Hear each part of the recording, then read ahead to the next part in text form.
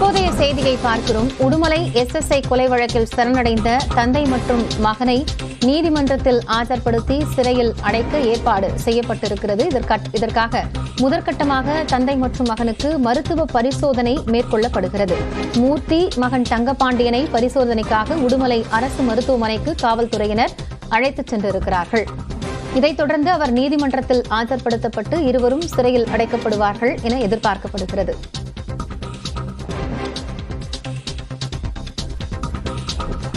கூடுதல் விவரங்களோடு செய்தியாளர் சக்திவேல் இணைந்திருக்கிறார். அவரிடம் பேசலாம்.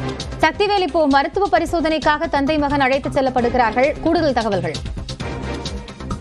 காயத்ரி, அதாவது திருப்பூர் மாவட்டம் உடுமலை அருகே உள்ள குடிமங்கலம் சிக்கனூத்து கிராமத்தில் மடத்துக்குளம் அதிமுக சட்டமன்ற உறுப்பினரான மகேந்திரன் தோட்டத்தில் திண்டுக்கல் மாவட்டத்தைச் சேர்ந்த மூர்த்தி மற்றும் அவரது மகன்கள் என 3 பேர் தங்கி பணி செய்து வந்த நிலையில் நேற்று முன்தினம் இவர்களுக்குள் ஏற்பட்ட தகராறை விசாரிக்க சென்ற குடிமங்கலம் காவல் நிலைய சிறப்பு உதவி ஆய்வாளர் சண்முகவேலு கொடூரமாக தாக்கி கொலை செய்யப்பட்ட நிலையில் குற்றவாளிகள் 3 பேரும் தலைமறைவாக இருந்து வந்த நிலையில் சம்பவ இடத்தில் IG செந்தில்குமார் மற்றும் DIG உள்ளிட்டோர் ஆய்வு மேற்கொண்டு 6 தனிப்படைகள் அமைத்து குற்றவாளிகளை கடந்த 2 நாள் தேடி வந்த நிலையில் நேற்று மாலை தந்தை மூர்த்தி மற்றும் தங்கபாண்டி இருவரும் திருப்பூர் மாவட்ட காவல் கண்காணிப்பாளர் அலுவலகத்தில் சரணடைந்தனர். மேலும் தலைமறைவாக இருந்த மணிகண்டனை தனிப்படை போலீசார் தேடி வந்த நிலையில் நேற்று இரவு அவரை கைது செய்யப்பட்ட நிலையில் உதவி ஆய்வாளரை தாக்கிவிட்டு தப்ப முயன்ற போது துப்பாக்கி சூடு நடத்தப்பட்டதில் குற்றவாளி மணிகண்டன் உயிரிழந்தார். இதனைத் தொடர்ந்து காவல் நிலையத்தில் சரணடைந்த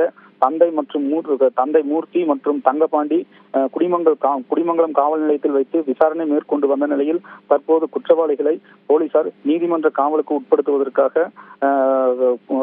உட்படுத்துவதற்கு முன்பாக குற்றவாளிகளுக்கு மருத்துவ பரிசோதனை செய்வதற்காக உடுமலை அரசு மருத்துவமனைக்கு காவல்துறை வாகனத்தில் அழைத்துச் செல்கின்றனர்.